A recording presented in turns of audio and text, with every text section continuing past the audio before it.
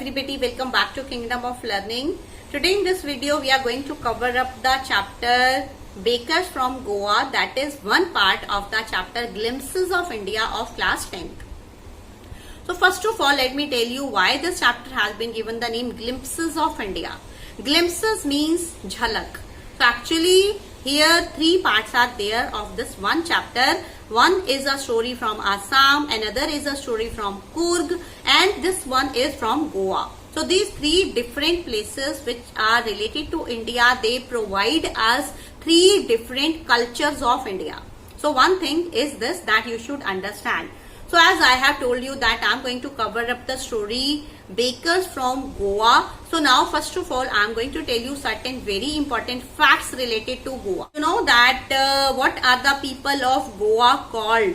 Means there is a slang that people of Goa are called as Makka Paos. Makka Paos. So pav is actually a bread, and bread is the staple diet of Goa. Means if you go to Goa, you are not going to get anything else but bread for eating. So the people in Bombay, generally they call these Goans, these Goa people to be as Makka Paos. Makka Pav means give me a bread.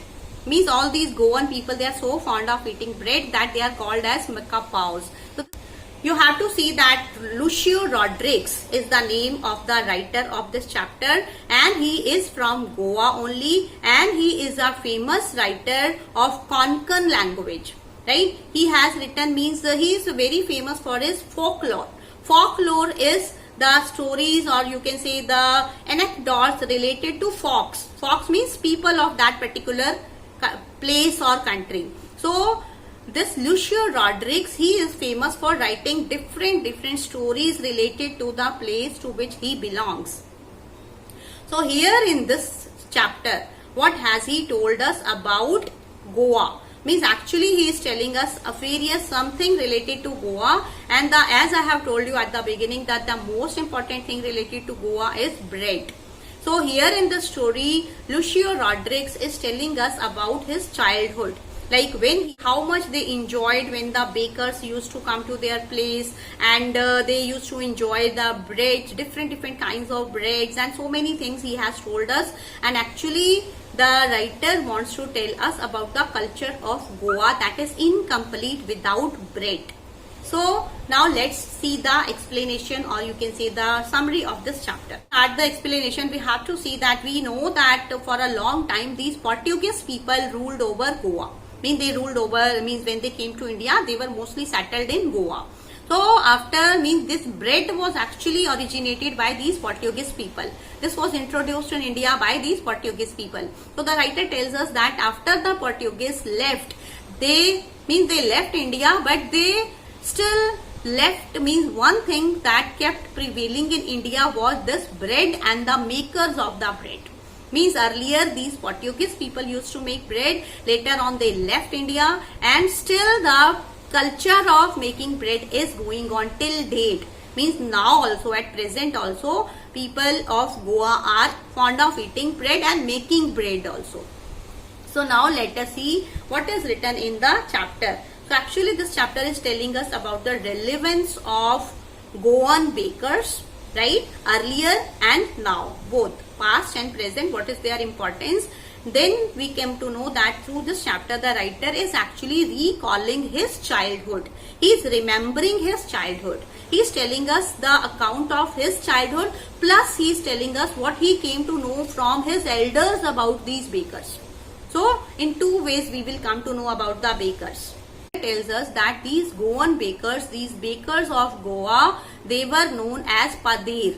I am writing the spelling here. You can see I am even going to paste some pictures also, so that you can come to know, and you can.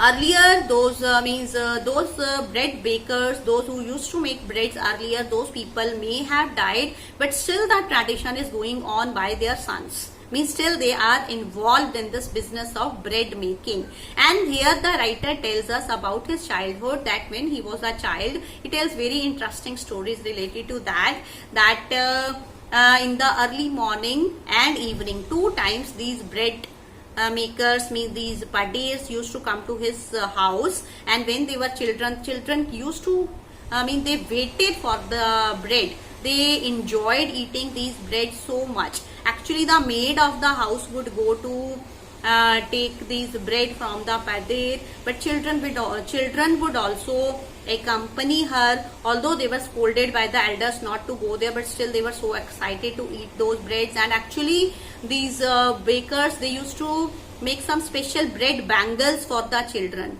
They were very important for the children. They really enjoyed them, and they were actually these bread bangles or concon. They are known as concon, and I have pasted the picture here, you can check it. And they were the most exciting thing for the children of that time. And the writer tells us something very interesting, that in the morning when they will hear the thud of the tingling of his bamboo, he would carry a bamboo, and on that he would keep one basket, and in that basket so much bread will be there. And is telling us something very interesting, that when these bread makers came to their house, children would go, they would rush to eat those breads even without brushing their teeth. So when the elders used to scold them, so they would say ki tigers never brush up their teeth. So this is something very funny, and they were so fond of eating these bread that they didn't bother to brush up their teeth even. So this is another thing. And now we come to know that the Portuguese have left Goa, but still those mixers, molders and time-tested furnaces, they are still existing in Goa.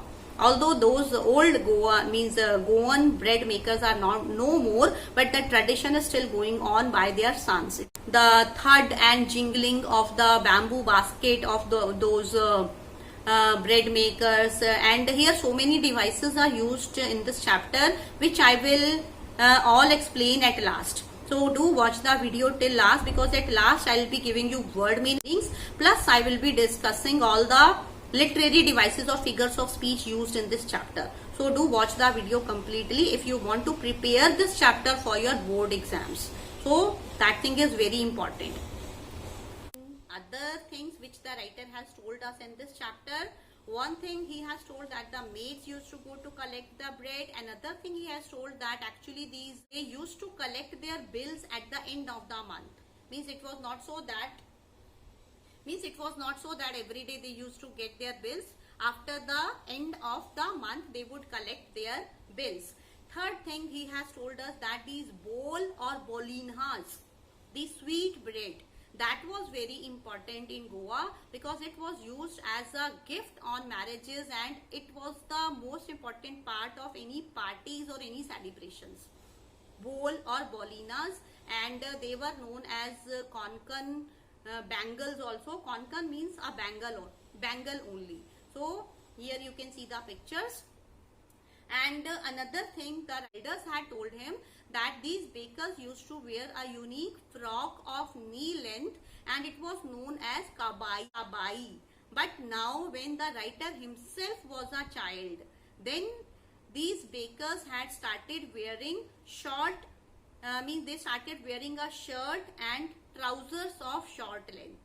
So this difference came in their dressing sense when the writer was a child to what was told to him by his elders. So this is asked in your questions of back exercise also. So you should know that how these bakers used to dress up. One more thing the writer tells us about these bakers, that they have a jackfruit like appearance. Now what does it mean? Jackfruit like appearance means they are very plump. These bakers of Goa, they are very plump and fat looking, and actually they are very wealthy. So now also if anybody sees that it means a very plump looking man who is wearing a short trouser and shirt, and they will understand that he is a padir, that he is a baker. So they are very wealthy people, they are not poor at all. So these are the interesting things which the writer has told us about these bakers of Goa. So apart from that also there are so many things, you need to read the book. And now after this I am going to explain all the word meanings of this chapter and the literary devices which are used in this chapter. So you have to watch them, and at last I will ask you, I'll give you some questions also related to this chapter. So if you are actually preparing for your board exams, you want that this chapter should be clear to you completely, you will have to send me answers of those questions, because those questions are very important board questions. I'm going to send you the questions which have been asked in the board exams earlier. So you have to send me their answers in the comment box. So thank you everybody. If you found this video to be useful, like it, share it and subscribe to the channel. So thank you. So see you